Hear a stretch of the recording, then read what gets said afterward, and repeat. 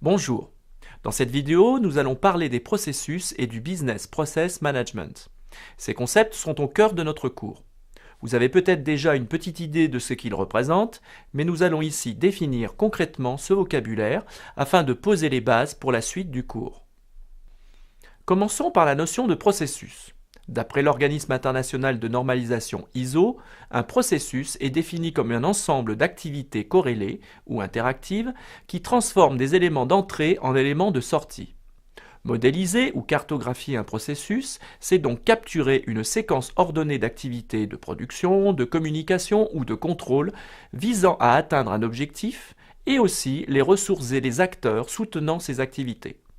Chaque processus doit ainsi avoir un objectif bien identifié, expression de la mission qu'il doit accomplir. Nous verrons dans une prochaine vidéo consacrée à la méthode comment définir un objectif, notion parfois difficile à appréhender. Le concept de processus intègre 6 notions principales, objectifs et activités, mais aussi acteurs, ressources, résultats et événements.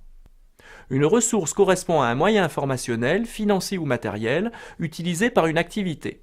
Une ressource peut avoir été produite par une autre activité, du même processus ou d'un autre processus. Contrairement à un élément d'entrée, une ressource ne fait pas l'objet d'une transformation durant l'activité. Un acteur est une personne, une entité organisationnelle ou une application qui a la responsabilité de la réalisation d'une ou plusieurs activités du processus. L'acteur peut être interne ou externe à l'organisation et peut collaborer avec d'autres acteurs pour l'atteinte de l'objectif du processus. En général, on essaye de découper les activités pour que celles-ci soient confiées à un même acteur. La réalisation d'une activité produit un résultat en sortie, une concrétisation partielle ou finale convergeant vers l'objectif du processus. Le résultat d'une activité peut être soit un événement, soit une ressource ou une entrée dans une autre activité.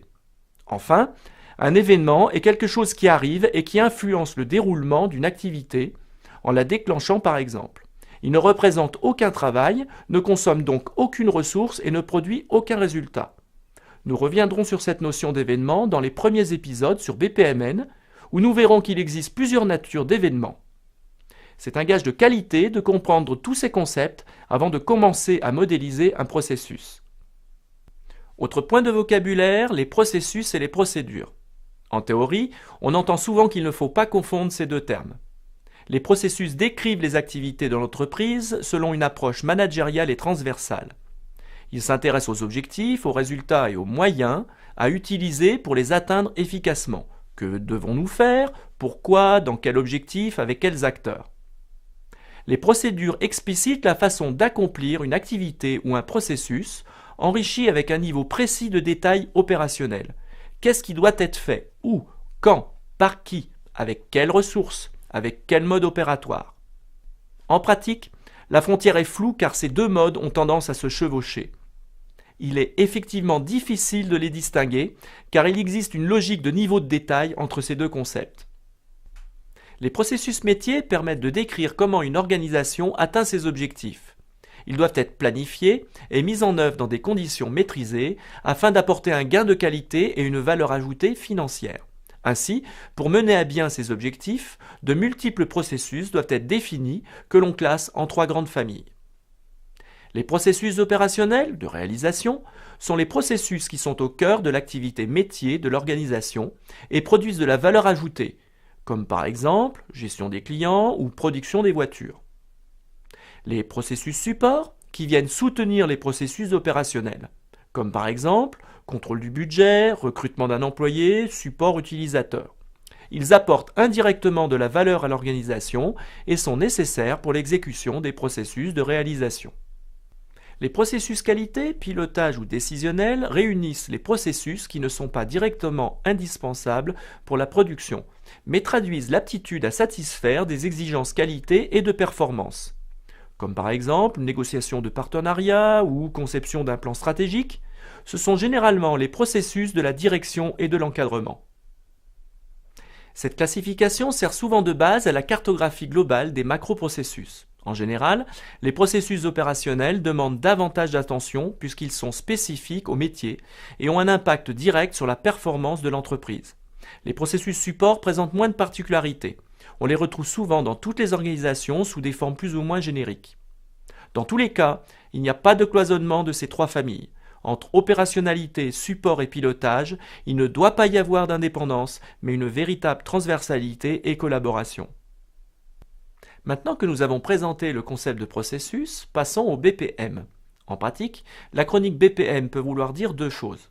La première définition fait référence au domaine de la gestion. On parle ici de Business Process Management ou gestion des processus métiers. L'objectif est de modéliser, piloter et optimiser les processus métiers afin d'en accroître l'efficacité, le mieux au meilleur coût, l'agilité ou capacité d'auto-organisation et d'adaptation, et la robustesse, risque maîtrisé, dans une approche systémique. Grâce au BPM, les processus peuvent être alignés avec les besoins stratégiques, opérationnels et techniques de l'organisation. L'acronyme BPM peut également signifier Business Process Model ou modèle de processus métier. On fait ici référence à une des activités essentielles de la gestion des processus, l'art de modéliser, à savoir la cartographie.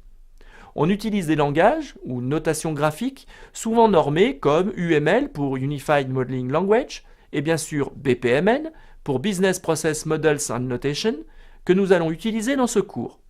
Ainsi, les deux sont fortement liés car la modélisation est un outil indispensable à la gestion de processus métiers. Aussi, dans la suite du cours, lorsque nous utiliserons le sigle BPM, nous parlerons de Business Process Management, qui inclut également l'action de modélisation.